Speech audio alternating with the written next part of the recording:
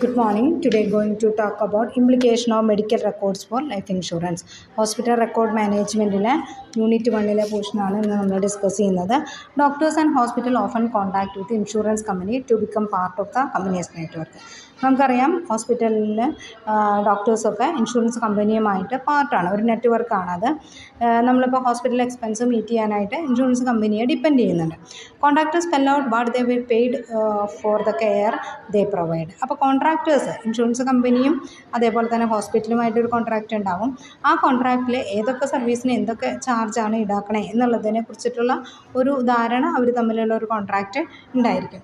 If you go to doctor in insurance companies network you will pay less out of your pocket than if you go to does not have contract with your insurance company ഉള്ള കേസാണെങ്കിൽ അവരുടെ ഒരു commission എന്നുള്ള രീതിയിൽ നമുക്ക് സർവീസിന് charge കൂടുതലായിരിക്കും. Otherwise നമ്മുടെ out of പോക്കറ്റിൽ നിന്നാണ് സർവീസ് ചെയ്യുന്നത് എങ്കിൽ നമുക്ക് ഓൾറെഡി ചാർജ് കുറവായിരിക്കും. അതായത് ഇൻഷുറൻസ് കമ്പനിയാണ് പ്രൊവൈഡ് ചെയ്യണമെങ്കിൽ അതിൽ കുറച്ചും കൂടി ചാർജ് കൂടും. ഓട്ടോമാറ്റിക്കലി അവരുടെ കമ്മീഷനും കൂടി ഇൻക്ലൂഡ് ചെയ്തിട്ടാണ് ആ ചാർജ് ഓരോ സർവീസിനും ചാർജ് ഈടാക്കുന്നത്. അതെല്ലാം നമ്മൾ സെപ്പറേറ്റ് ആയിട്ട് നമ്മുടെ ഔട്ട് ഓഫ് പോക്കറ്റിൽ നിന്നാണ്, നമ്മുടെ കയ്യിൽ നിന്നാണ് പൈസ എടുക്കണമെങ്കിൽ ചാർജ് കുറച്ചും കൂടി കുറയും. എങ്കിലും നമ്മൾ എക്സ്പെൻസുകൾ മീറ്റ് ചെയ്യാനായിട്ട് ഇൻഷുറൻസ് കമ്പനിയെ ഡിപ്പെൻഡ് ചെയ്യുന്നുണ്ട്. Everybody with health insurance should have a doctor who oversees their medical care.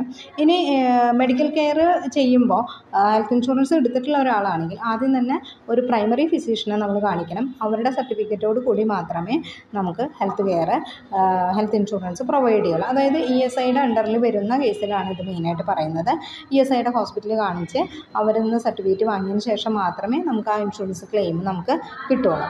ഇനി അർജൻറ്റ് കെയർ ഇൽനെസ് കാര്യങ്ങളൊക്കെ വരുമ്പോൾ നമുക്ക് ഫസ്റ്റ് തന്നെ ഇൻഷുറൻസ് കമ്പനിയെ ഡിപ്പെൻഡ് ചെയ്യണമെന്നില്ല. അതിൻ്റെ പ്രൈമറി ഫിസിഷ്യനെ കാണിക്കണമെന്നില്ല. നമുക്ക് നേരിട്ട് ഹോസ്പിറ്റലിൽ പോയിട്ട് ട്രീറ്റ്മെൻറ്റ് എടുക്കാവുന്നതാണ്. ലൈഫ് ത്രെറ്റനിങ് മെഡിക്കൽ എമർജൻസി ഒക്കെ വരുന്ന സമയത്ത് നമുക്കത് ചെയ്യാം. നോർമലി ഇൻഷുറൻസ് ക്ലെയിം കിട്ടാനായിട്ട് നമ്മൾ പ്രൈവറ്റ് ഇൻഷുറൻസ് അല്ല പറയുന്നത്, ഗവൺമെൻറ് ഇൻഷുറൻസ് പ്രൊവൈഡ് ചെയ്യുമ്പോൾ നമുക്ക് ESI ഒക്കെ ഉള്ള ഹോസ്പിറ്റലിൽ കാണിച്ച് പ്രൈമറി ഫിസിഷ്യൻ സർട്ടിഫൈ ചെയ്യണം. ഈ പേഷ്യൻറ്റിന് സർജറി വേണം അല്ലെങ്കിൽ ഇന്ന ട്രീറ്റ്മെൻറ്റ് ചെയ്യണം എന്നൊക്കെയുള്ള സർട്ടിഫൈ ചെയ്താൽ മാത്രമേ ഇൻഷുറൻസ് ക്ലെയിം നമുക്ക് കിട്ടുകയുള്ളൂ.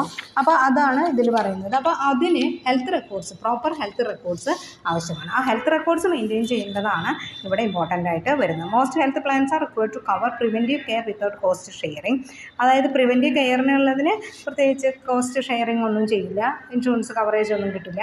അതുപോലെ തന്നെ immunisation, cancer screening, cholesterol screening അങ്ങനെയുള്ള ടെസ്റ്റുകൾക്കൊന്നും സാധാരണഗതിയിൽ ഇൻഷുറൻസ് ക്ലെയിം അവൈലബിൾ ആവില്ല. Good clinical notes document medical history of patient. അതായത് ഫ്യൂച്ചർ റെഫറൻസിന് വേണ്ടിയാണ് ക്ലിനിക്കൽ നോട്ട്സ് കീപ്പ് ചെയ്യുന്നത്, അതായത് മെഡിക്കൽ റെക്കോർഡ്സ് കീപ്പ് ചെയ്യുന്നത്.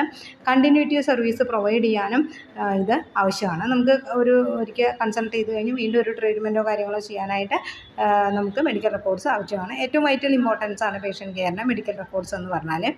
അപ് ടു ഡേറ്റ് ചെയ്യേണ്ടതായിട്ടുണ്ട്. കംപ്ലീറ്റ്ലി ആക്യുറേറ്റ് ആയിട്ട് അപ് ടു ഡേറ്റ് ചെയ്യണം. എന്നാൽ മാത്രമേ പൊട്ടൻഷ്യൽ ഫ്യൂച്ചർ ഡിസിഷൻസ് എടുക്കാനായിട്ട് പറ്റുള്ളൂ എന്നുള്ളതൊക്കെയാണ് അതിൽ പറയുന്നത്. ഇനി അതവിടെ ഗുഡ് ക്ലിനിക്കൽ റെക്കോർഡ്സ് ഉണ്ട്, പുവർ ക്ലിനിക്കൽ റെക്കോർഡ്സ് ഉണ്ട്.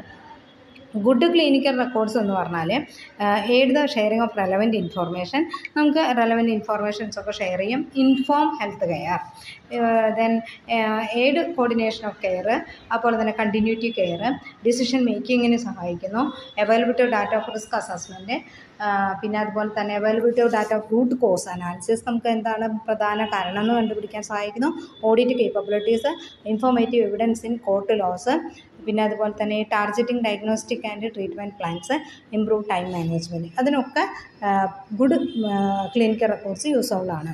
ഇനി പുവർ ക്ലിനിക്കൽ റെക്കോർഡ്സ്, ഇത് രണ്ടും കമ്പാരിസൺ അല്ല. ഗുഡ് ക്ലിനിക്കൽ റെക്കോർഡ്സ് വേറെയും അതുപോലെ തന്നെ പുവർ ക്ലിനിക്കൽ റെക്കോർഡ്സ് സെപ്പറേറ്റും ആണ് കേട്ടോ. Multi disciplinary team communication professionals and patient. അതായത് പുവർ ക്ലിനിക്കൽ റെക്കോർഡ്സ് ആണെങ്കിൽ മൾട്ടി ടീമിന് കമ്മ്യൂണിക്കേറ്റ് ചെയ്യാനായിട്ട് പറ്റില്ല. ഇൻക്രീസ് മെഡിക്കൽ ലീഗൽ റിസ്ക് കൂടും. Lead to unnecessary repetition of ടെസ്റ്റസിന് അൺനെസറി റിപ്പീറ്റേഷൻ വരും. പ്രൊലോങ് ഹോസ്പിറ്റൽ അഡ്മിഷനൊക്കെ ടൈം കൂടുതലെടുക്കും. ജിയോ പാരഡൈസ് പേഷ്യൻ്റ് കെയർ, തെറ്റായ രീതിയിലുള്ള പേഷ്യൻ്റ് കെയർ കിട്ടാനായിട്ട് സാധ്യത വരും. ലീഡ് ടു സീരിയസ് ഇൻസിഡൻറ്റിന് കാരണമാകുന്നു. ഇതൊക്കെയാണ് പുവർ ക്ലിനിക്കൽ റെക്കോർഡ്സിൻ്റെ അതുകൊണ്ടുണ്ടാവുന്ന ദോഷഫലങ്ങളായിട്ട് കാണിക്കുന്നത്. Okay, thank you.